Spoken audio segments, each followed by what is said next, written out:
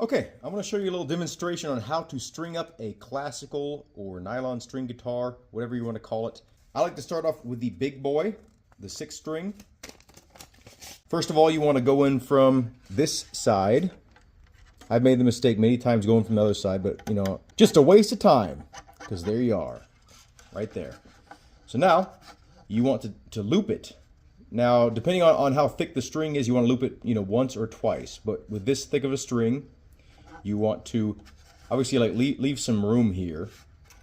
You're going to go to the left of the string and then back around so it looks like that, and now go through the loop on this side. Okay, now you want to leave enough room so the next string can lock it down. So make sure while you're pulling it tight to the bridge here that you're going to leave enough room for the next string to lock it down. Okay, so you want about maybe an inch or a little bit less for the next string. So with nylon strings, you don't need to leave a lot of extra. You can already see that the string has a little bit of tension here, right? So it's actually kind of tight. So with strings that are smaller than the actual hole that you're going into, you can go back on itself. Let's see if this string is small enough. Some strings, depending on your thickness choice, won't allow this. And I'll show you what to do in that case. But see, this one will allow it. So if you're looking at the tuner like this, if you're looking at it completely flat, and you're all the way through, you just want to loop back around and go through the same hole that you initially went through, right? So if you can't fit it in there, like for the thicker gauge strings, what you can do is actually loop it around itself. You can do something like that, and then you would start tightening it down on top of itself, depending on the direction it tightens. For the outermost strings, the highest string and the lowest string, you actually want to wind the string out towards the edge. So just be mindful of that. Now typically with the biggest string, you don't even need to do anything special. It's going to hold on because it's a big thick string, and the ridges on the string itself are thick enough to hold it in place most of the time. But if you want a little bit of extra security, like I said, you can go under itself and then you can start tightening it down. It'll start locking down on itself. Okay? Like that. And then as I continue to tighten it up, it will have fully locked down on itself. I'll show you the back here. See how it's naturally wanting to go towards the outside on these outermost strings? See how it's locked down on itself? Now let me show you how to lock the back here. For this bridge, I'm kind of pre-bending the string. Now let's go ahead and feed it through. Okay. Now we want to make use of this end here, and so now we're going to kind of hold it in place with the next string. Same thing, same exact thing here. Right? And again, leave it, a little bit less than an inch or so. It's a little bit long, but that's fine. A little bit too long is fine because you can cut it. Now this might be where some people start seeing string slippage depending on your gauge strings used. So again, as long as you can, just go straight back through the post.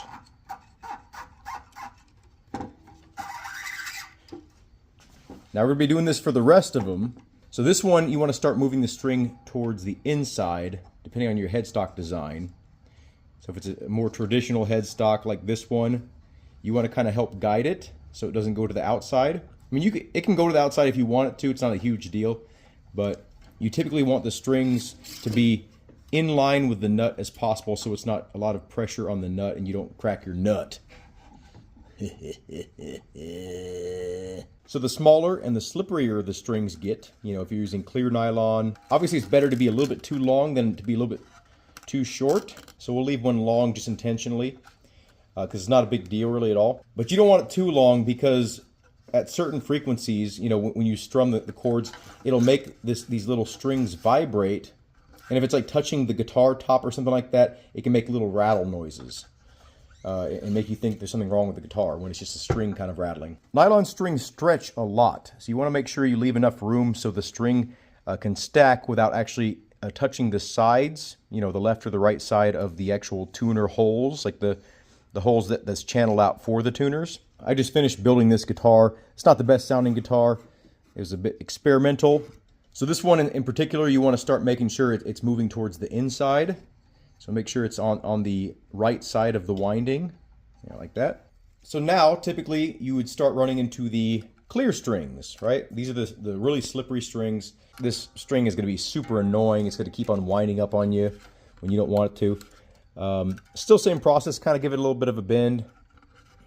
Pound it in the hole. Okay, still doing the same thing, locking the previous string in.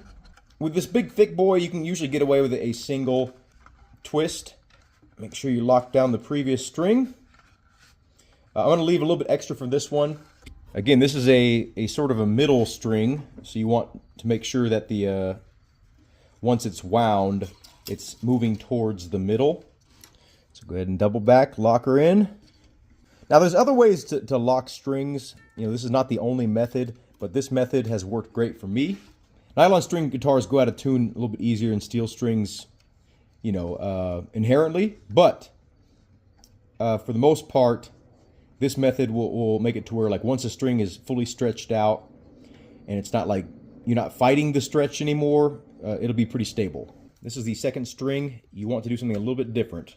So go for the loop, but you want to loop it through the hole here twice now.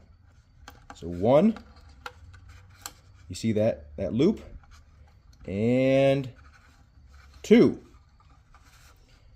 Tighten that bad boy down. Now you can do it with a third string too if you have problems, but it's hard to get this amount of winds in the small space. But again, if you're having problems with a third string, just start over, take it off, and do 2 winds or 2 loops through on the bottom here. Nothing special here. Just pop it through, double it back.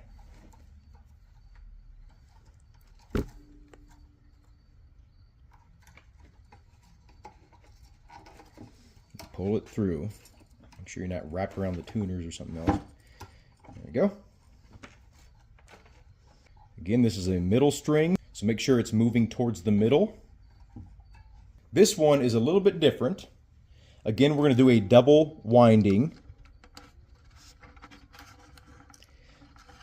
If you got other strings you want locked down, I typically like to leave the third long so that the second and the first string can hold it down. A little bit extra friction, never hurt nobody. So, you're going to want to do another double loop again.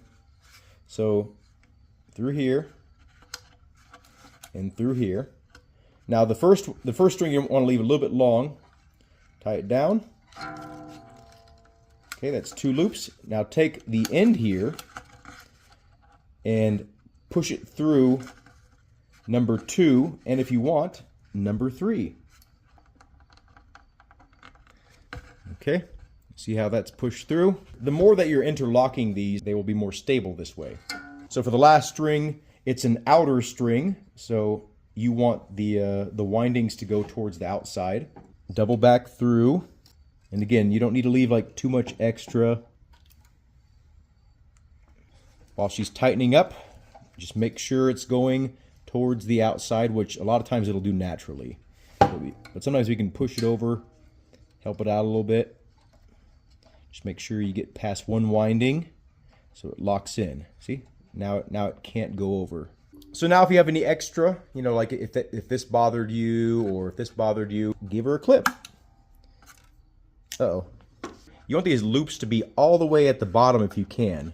If you have to, get something to kind of help you. But push these loops down, and this will help get more downward pressure on each string. It's going to be harder with the clear strings, but eventually they will go. So every time you tune it up to pitch, push this down a little bit more, and it'll help the string stay locked in place a little bit more. See how they're a little bit more tucked? Now when it comes to this mess, you can choose to cut these, Or you can choose to keep them, because if the string breaks at the nut, or if the string breaks at the tuner, or someone cuts it on accident, you have extra string to work with. So from here, all you do is literally tune it up to whatever pitch, stretch it out. It's gonna lower down like almost a full pitch, or maybe even more sometimes. Sometimes it's like a semitone, sometimes it's a full tone. Hear that? I mean, even if I did it one more time. It's gonna keep on doing this for a good while. So maybe like 20 times. I'm not gonna give you a solid number because it'll change depending on your strings and the temperature and everything. Pull it off about like, 2 or 3 inches, something like that. Don't go too hard.